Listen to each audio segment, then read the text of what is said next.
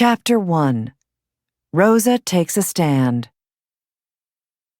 Rosa Parks was a young African-American woman living in Montgomery, Alabama in 1943.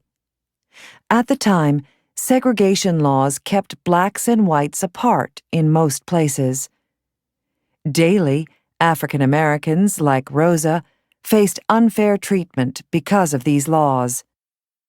You!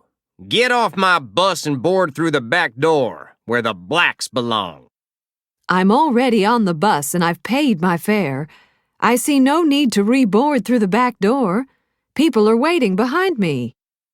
If you can't board through the back, then you can't ride my bus. Rosa refused to enter the bus through the back door. She got off and vowed never again to ride a bus driven by that man. 12 years later, on December 1st, 1955, Rosa headed home to eat dinner with her husband, Raymond Parks, and her mother. She had just finished a hard day of work and holiday shopping. Rosa always called her husband Parks. I hope Parks had a good day. I wonder what Mother will cook for dinner tonight. Oh, good, an open seat. I'm lucky to be able to sit down for my ride home. After a few stops, the front section of the bus was filled with white people. One white man was left standing. Rosa knew what would happen next. I'm going to be asked to give up my seat to this man, when the only difference between us is the color of our skin.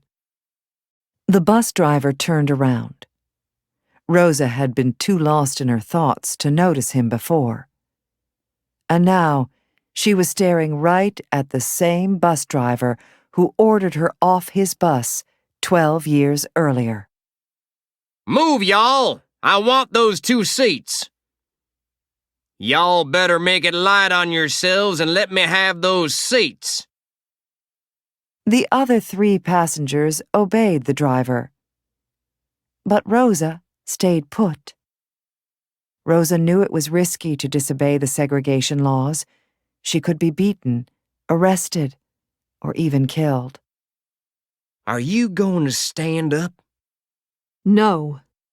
Well, I'm gonna have you arrested. You may do that.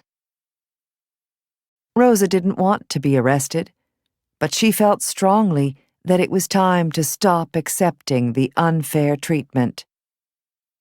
I'm a good person, and I always do what's right. It's not me who's wrong, it's this law. You look like a nice lady. Why did you refuse to stand? Why do you all push us around? I don't know, but the law is the law, and you're under arrest. Rosa was taken to jail. May I please have a drink of water? No, it's for whites only. Finally, Rosa was allowed to call home. I'm in jail, Mother. See if Parks will come down here and get me out. Word of Rosa's arrest spread quickly. Rosa's friends Edie Nixon and lawyer ℕ𝕠𝕠𝕠𝕠 arrived at the jail and paid Rosa's bail. As she was leaving the jail, Parks arrived to take her home. Rosa was due in court a few days later. Chapter 2. The Bus Boycott. For more than 12 years, Rosa had been a member of the NAACP. This organization wanted fair treatment for African Americans. Nixon was a former president of Montgomery's NAACP. As a secretary for the NAACP, Rosa had worked with Nixon. The night of Rosa's arrest, Nixon met with her and her family. We need to do something about the way blacks are treated in this community, and we need to do something now. Rosa, we have to take your case public. We'll use it to spark a protest against segregation. If this law requires the arrest of a woman like you, it's proof that the law needs to change. Rosa, the white folks will kill you. I know I may be putting myself in danger, but these laws have to change. Nixon and other leaders called for a boycott in protest of Rosa's arrest. They told all African Americans to stay off Montgomery buses on Monday, December 5th, the day of Rosa's trial. A Negro woman has been arrested because she refused to get up out of her seat on the bus. We are therefore asking every Negro to stay off the buses Monday in protest of the arrest and trial. Boycott leaders knew the bus company would lose money if no African Americans rode their buses. A boycott might force the city to end the segregation law. But if the boycott was going to work, everyone had to take part. When Monday came, an amazing thing happened. Will you look at that? The buses are almost empty. Well, most of Montgomery's bus passengers have been black. How will they fill their buses without us? Meanwhile, Rosa's case was heard in court. I find the defendant, Rosa Parks, guilty of breaking the bus segregation law. I expected this verdict. We'll appeal this case all the way to the Supreme Court if we have to. Our appeals will draw the country's attention to Montgomery's segregation laws. Boycott leaders met that day to discuss the next step in the boycott. We need to keep this boycott going until bus segregation is stopped. But people will lose their jobs if they can't get to work, and our protests might get us beaten by angry whites. We must face the risks this boycott will bring. We've been afraid all our lives. It's time to stop being cowards. Then, a 26-year-old minister named Martin Luther King Jr. spoke up. Brother Nixon, I am not a coward. We must stay strong and continue this boycott. The group named themselves the Montgomery Improvement Association, MIA. They elected King to be their president. On the evening of December 5th, Montgomery's African American community packed the Holt Street Baptist Church. They would vote to decide whether to continue the boycott. We are here to say to those who have mistreated us that we are tired of being segregated and humiliated. Democracy gives us the right to protest for our rights. Overwhelmingly, they agreed to continue the bus boycott. At least 30,000 African Americans refused to ride the Montgomery buses. But the boycott also caused many hardships. Rosa, I don't need your help anymore. Don't come back to work tomorrow. King's home was bombed. African Americans all over Montgomery were threatened and beaten. Chapter 3: Change Comes to Montgomery. Despite all the hardships, the MIA's plans worked. The boycott was having an effect. Says here that the bus company is losing at least $1,000 a day because of the boycott. With so few riders, they won't be able to keep the buses running much longer. On June 5, 1956, the district court ruled Montgomery's bus segregation law unconstitutional. This is what we have hoped for, Dr. King. We can't celebrate yet, Rosa. Montgomery city officials are sure to appeal the verdict to the U.S. Supreme Court. We'll have to wait until their ruling to put an end to the bus segregation. On November 13, 1956, the U.S. Supreme Court finally ruled that bus segregation was illegal. The universe is on the side of justice. 1 month later, Montgomery buses were no longer segregated. The boycott had lasted 13 months. Finally, our long wait for equality on public buses has come to an end. Rosa and the MIA leaders had won a major victory. We still have much work to do for civil rights, Dr. King. We will not rest until African Americans and whites are treated as equals. Rosa was proud of what she had done, but the new law angered many white people. Rosa received death threats and frightening phone calls. Rosa, it's time we move north to Detroit. We'll be treated better there. Peaceful protests, inspired by Rosa's refusal to give up her bus seat, continued throughout the South. In 1960, 4 African American students sat down at a whites-only lunch counter.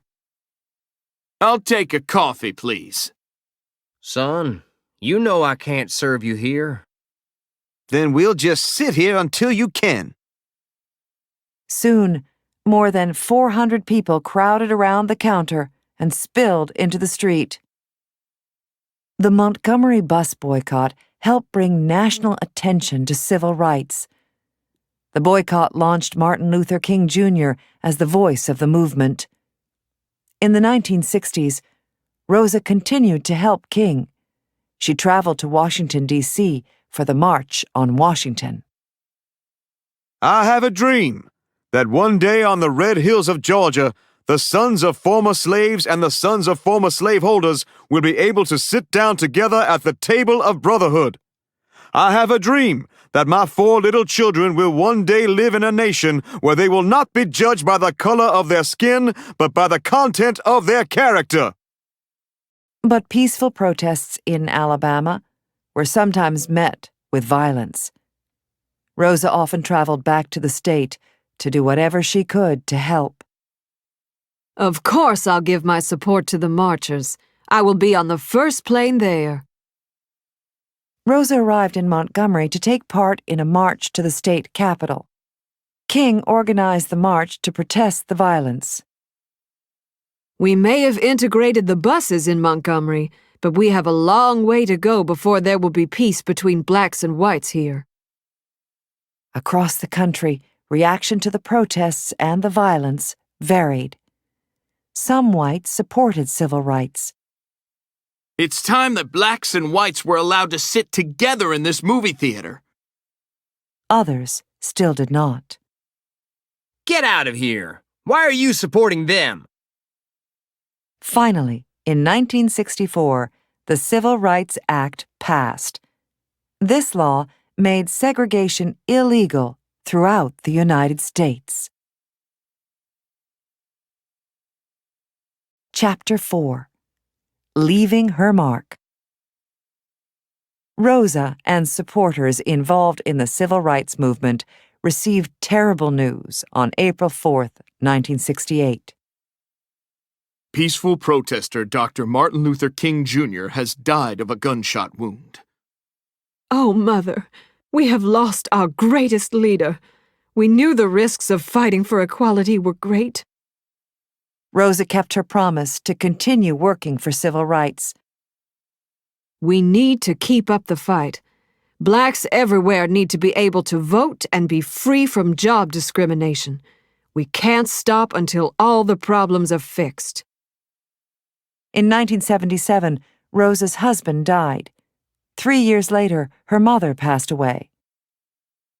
Despite her grief, Rosa became friends with a young woman named Elaine Eason Steele. Together, the 2 women created the Rosa and Raymond Parks Institute in 1987. This Detroit institute works to teach young people how to be good leaders. This institute is my lifelong dream. I just love the young people. They're our angels of the future.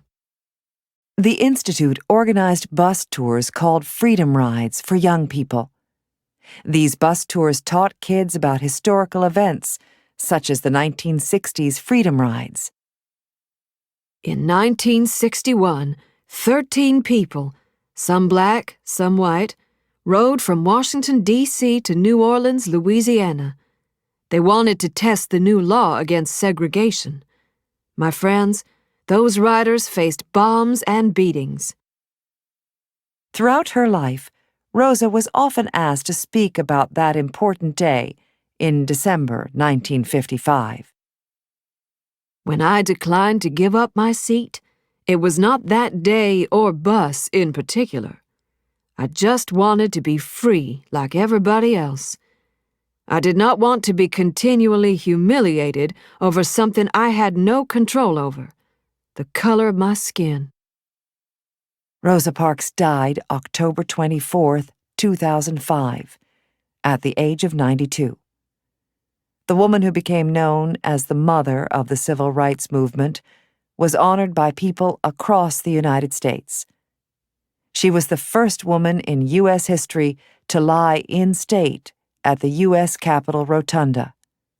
Thousands of mourners came to pay their respects to the woman who helped spark a movement by simply refusing to give up her seat on a bus.